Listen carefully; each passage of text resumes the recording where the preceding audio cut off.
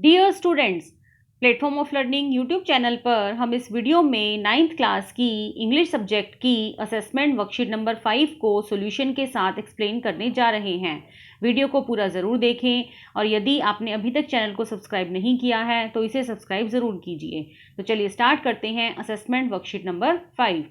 General instructions.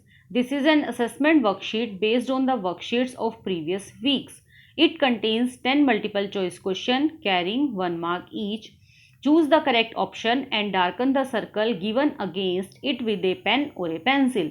And fourth instruction is all questions are compulsory. Now start the worksheet. Question number 1. What does the poet's decision of taking less traveled road signify? Poem the road not taken. Students, यदि आपको याद हो, इससे पहली worksheet में मैं आपको the road not taken poem के 2 स्टैंजाज रीड करा चुकी हूँ। तो उस पोयम में हमने क्या पढ़ा था, उसमें हमने ये स्टडी किया था कि मतलब हम ह्यूमन बीइंग्स के सामने बहुत सारी चॉइसेस होती हैं कि उसको कौन सा रास्ता अपनाना है। मतलब अगर हम किसी रास्ते से जा रहे हैं तो हमारे पास अपनी मंजिल तक पहुंचने के लिए कई रास्ते हैं कि हम यहाँ से भी जा सकते हैं, यहाँ से भी जा सकते हैं, वहाँ से भी जा सकते हैं। तो इसी तरह से लाइफ में भी अपने करियर को लेकर या अपने किसी भी तरह के डिसीजन को लेकर हमारे पास बहुत सारी चॉइसेस होती हैं। तो हमें हमेशा राइट चॉइस को चूज करना होता है। तो यहाँ पर यही कहा गया है, what does the poets decision of taking less travelled road signify. इस पोयम में जब पोइट ने डिसीजन लिया था कि उसे इस रोड पर से जाना है, किस रोड से, जिस पर से कम लोग गए थे, लेस ट्रेवल्ड, जिस पर से लोग कम गए हुए थे, तो वह डिसीजन पोइट का क्या सिग्निफाई कर रहा था। आपने देखा था ना कि पोइट एक घने जंगल में खड़ा था इस पोयम में, और उसके पास 2 रास्ते थे। एक रास्ता था जो उसे लग रहा था कि बिल्कुल सुनसान है, मतलब जिस पर हरी हरी घास है और पत्ते गिरे हुए हैं, दैट मीन्स उस रोड पर सर कोई नहीं गुजरा। और जो दूसरा रोड था वह उसे बंजर दिखाई दे रहा था, मतलब लोगों के गुजरने से वह रास्ता, उसकी घास, उसके पत्ते खत्म हो चुके थे। तो पोइट ने ऐसे रास्ते को चूज किया था जो लेस ट्रेवल था, मतलब जिस पर लोग कम गए थे। तो जब पोइट ने यह रास्ता चूज किया था तो उसमें पोइट का क्या डिसीजन था, उसने मतलब किस हिसाब से इस रास्ते को चूज किया था। तो पोइट्स रिस्क, पोइट ने रिस्क लिया था। पोइट्स क्यूरियोसिटी, पोइट को कुछ जानने की इच्छा थी।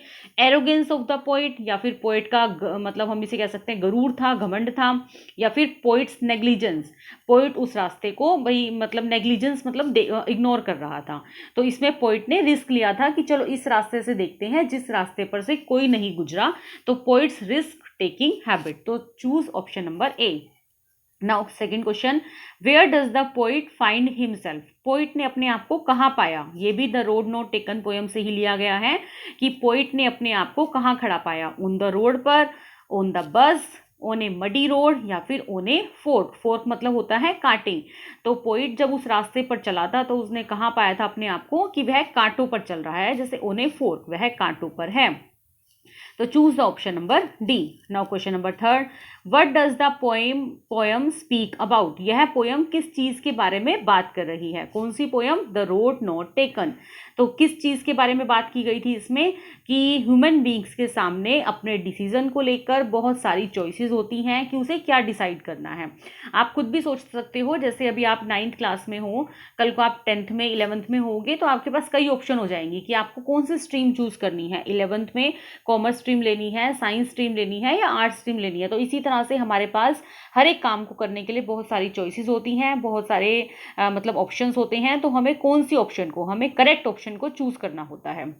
तो यहाँ पर किस चीज़ के बारे में बात की गई है, about the plight of roads, about 2 roads, about the people, या फिर about the choices made by people.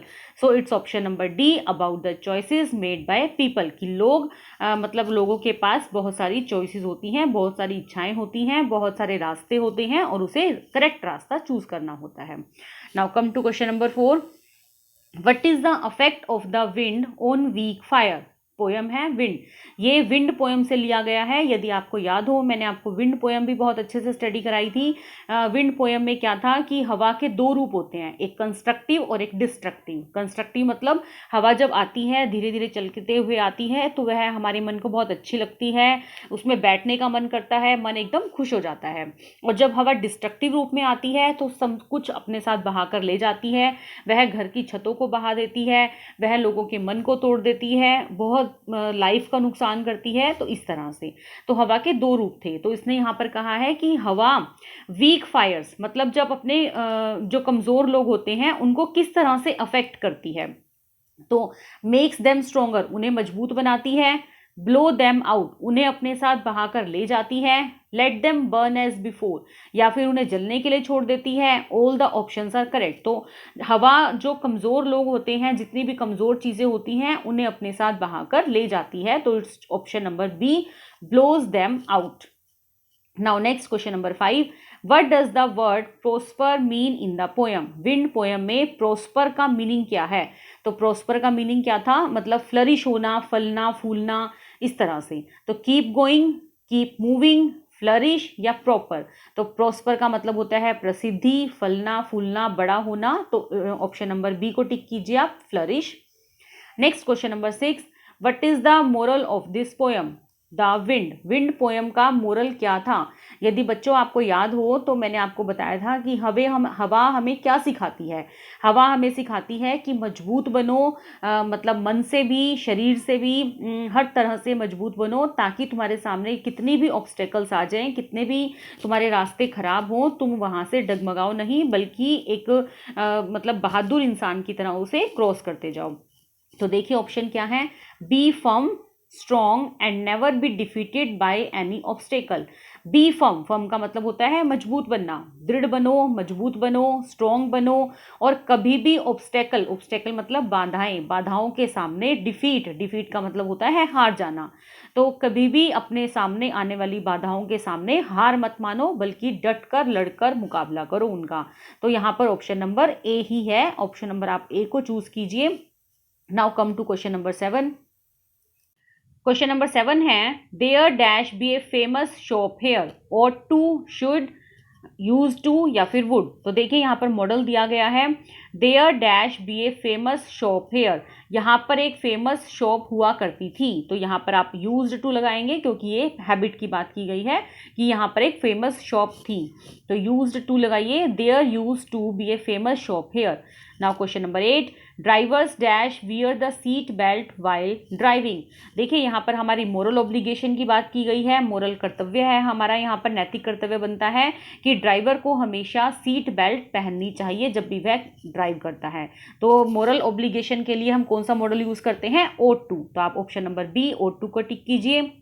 Now come to question number 9, there's not much time left, I dash start packing for the tour.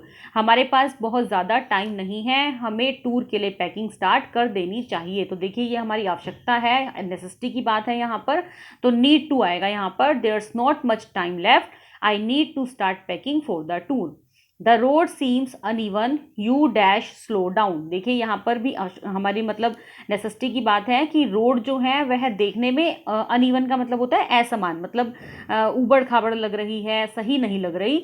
तो you slow, need to slow down, तो हमें धीरे चलना चाहिए। तो यहाँ पर option number C, need to को टिक कीजिए। The road seems uneven, you need to slow down. तो स्टूडेंट्स ये था हमारी वर्कशीट का पूरा सॉल्यूशन। उम्मीद है आपको ये वर्कशीट बहुत अच्छे से समझ में आ गई होगी। फिर भी यदि आपको कोई डाउट है और कोई क्वेरी है तो वीडियो के कमेंट सेक्शन में ज़रूर पूछिए। मैं आपके कमेंट्स का जल्दी से जल्दी रिप्लाई करने की कोशिश करूँगी। वीडियो को लाइक और अपने फ्रेंड के साथ शेयर ज़रूर कीजिए। Thanks for watching, have a nice day.